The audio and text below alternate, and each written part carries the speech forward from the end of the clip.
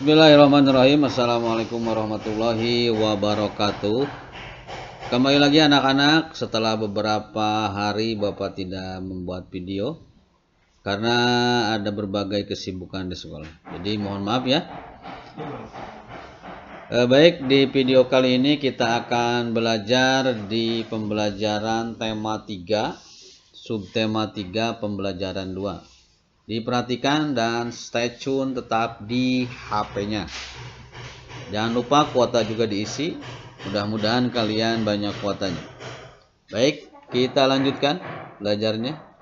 Tapi sebelum belajar, kita baca surat Al-Fatihah. Barakatil Al-Fatihah. A'udzubillahi minasyaitonirrajim. Bismillahirrahmanirrahim. Alhamdulillahirabbil alamin, arrahmanirrahim, maliki yaumiddin. Iyyaka na'budu wa iyyaka nasta'in. Ihdinas siratal mustaqim. Siratal ladzina an'amta 'alaihim ghairil maghdubi 'alaihim waladdallin. Rabbighfirli amin. Allahumma shalli ala sayyidina Muhammad wa ala ali sayyidina Muhammad. Allahumma shalli ala sayyidina Muhammad wa ala ali sayyidina Muhammad. Allahumma shalli ala sayyidina Muhammad. Tetap menjaga kebersihan, sering mencuci tangan menggunakan sabun dan air yang mengalir.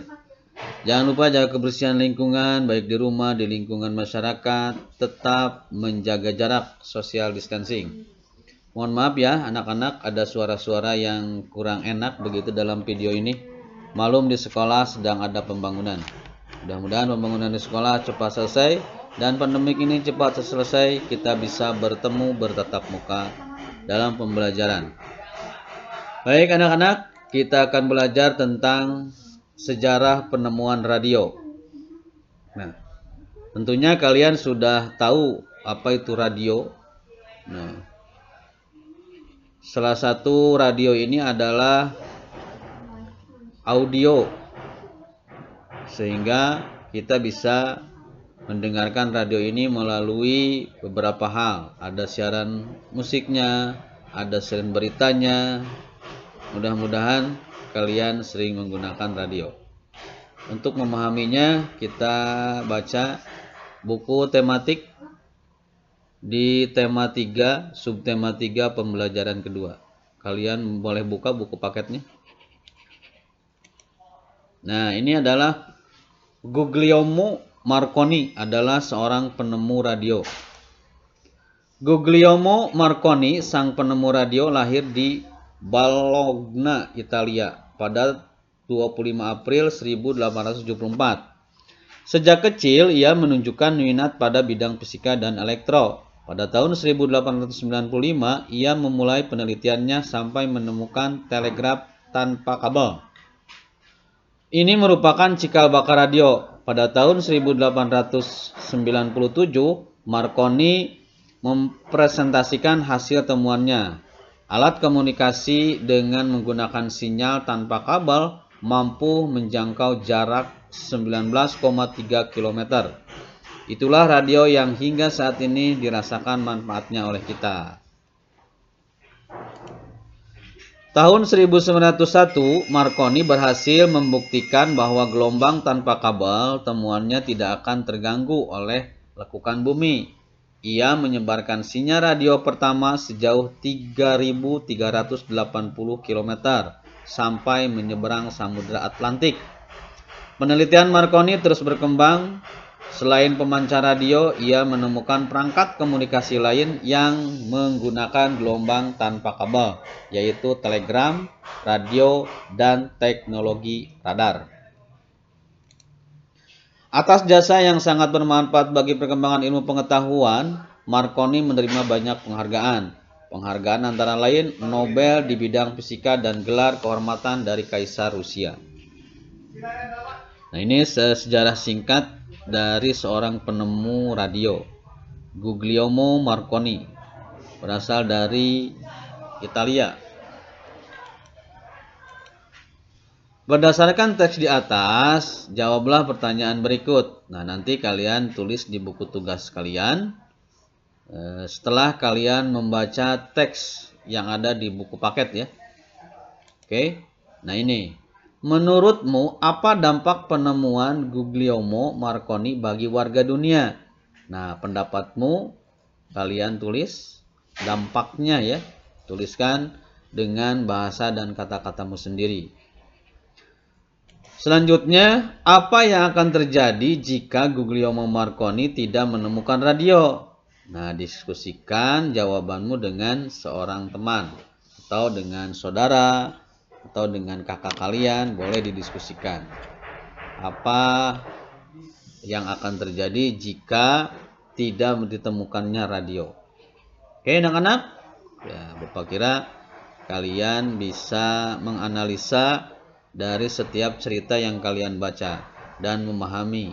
Untuk memahami bacaan tersebut, perlunya kalian membaca berulang-ulang, membaca secara intensif ya. Baik, kita lanjut anak-anak. Coba kalian diskusikan. Nah, ini ada gambar seorang anak perempuan dengan seorang anak laki-laki. Anak perempuan yang menyalakan radio keras-keras dan seorang anak laki-laki yang menutup telinganya. Apa sebetulnya?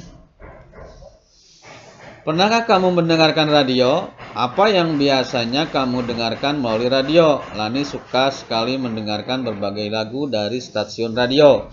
Ketika Lani mendengarkan radio di kamarnya, volume suara radio itu keras sehingga adiknya yang sedang belajar merasa terganggu. Menurutmu, apakah Lani sudah menggunakan hak dan kewajibannya secara seimbang? Nah, kita jawab ya. Ya, meskipun Lani punya hak mendengarkan radio, adik Lani juga mempunyai hak untuk belajar dengan nyaman. Hak Lani dibatasi oleh hak orang lain. Lani harus bertanggung jawab menggunakan haknya. Nah, setiap apapun yang kita lakukan, memang itu adalah hak kita, tapi ada hak orang lain yang perlu kita hargai. Salah satu contoh lain, orang yang mengendarai motor dengan suara knalpot yang keras, itu sangat mengganggu orang-orang yang ada di sekitarnya. Memang motor miliknya, dipakai olehnya. Nah, terus kenapa suara motor itu bisa mengganggu telinga orang lain? Nah, itu salah satunya adalah kewajiban hak orang lain yang perlu kita hargai. Jadi di sini perlu adanya saling menghargai satu sama lain. Jangan egois.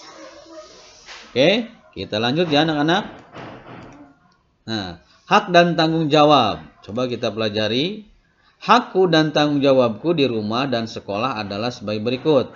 Di rumah aku berhak untuk bermain dengan teman-teman dan wajib membantu orang tua. Memang seorang anak itu berhak untuk bermain, tetapi jangan terlalu, harus tahu waktu. Waktu sholat, waktu mengaji, waktu belajar, waktu main. Jangan sampai waktu yang sudah ditentukan baik sholat, mengaji, belajar itu dipakai untuk bermain.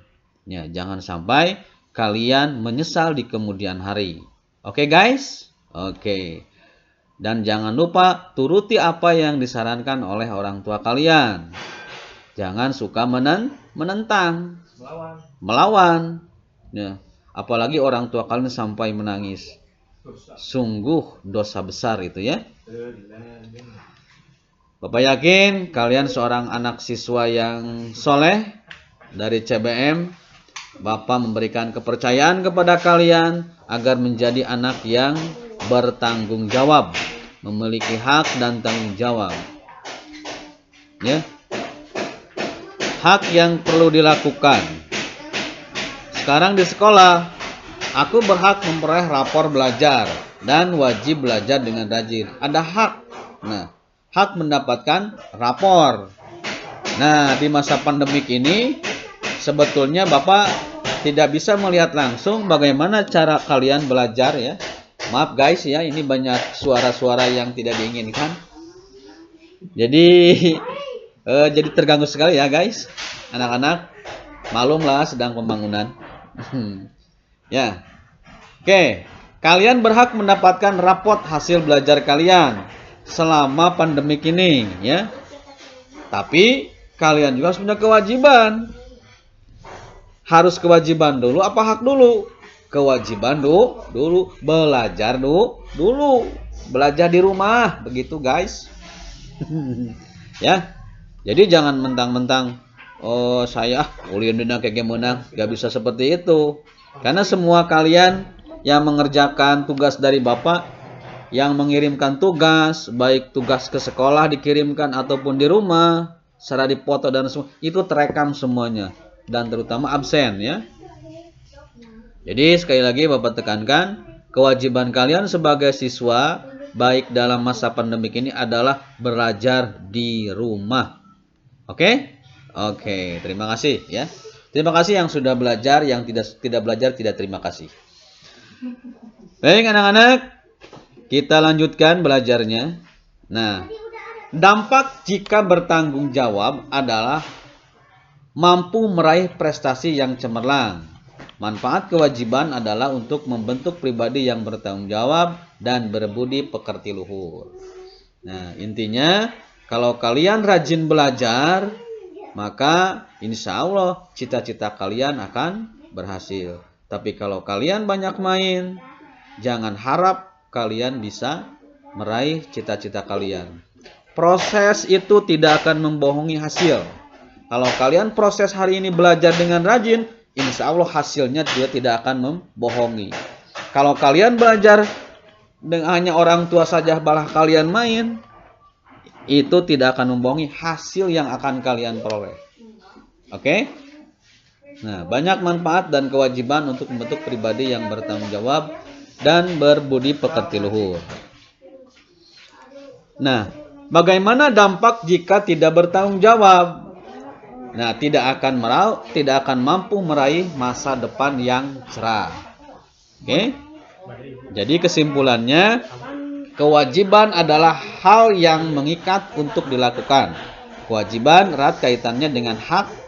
Hak dapat diberikan tanpa adanya pemenuhan kewajiban.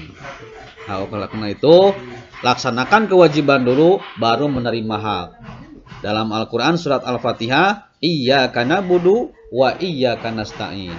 Hanya kepadamulah aku menyembah dan hanya kepadamulah aku memohon pertolongan.